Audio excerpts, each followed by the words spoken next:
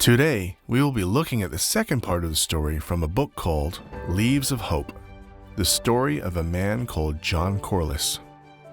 John Corliss and some of his friends had traveled all the way from America to share with people in Australia the message of Jesus' love. It was quite expensive to hire halls, so the missionaries ordered a big tent from a local tent maker. It was big enough to hold 220 people.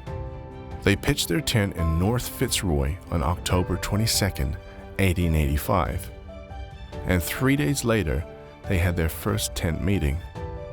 They ran lots of meetings, but still not many people came. The missionaries started to get discouraged. Very few people would let them leave their papers about Sabbath at their businesses, and for 6 whole weeks, no one bought any of their books. William Arnold, who had been a very successful coal porter in Michigan, America, almost gave up and went home.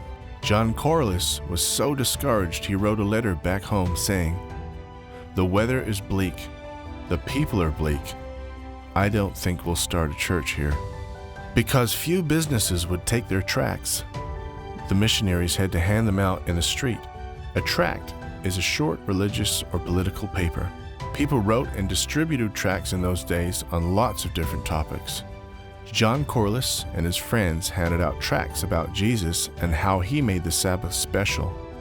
The pastors gave out tracts everywhere they thought there would be lots of people. Some of them waited outside the train station, and others would hand them out on busy streets. One day, Pastor Corliss was handing out his papers on Wellington Parade by Treasury Gardens. The day was particularly cold and wet.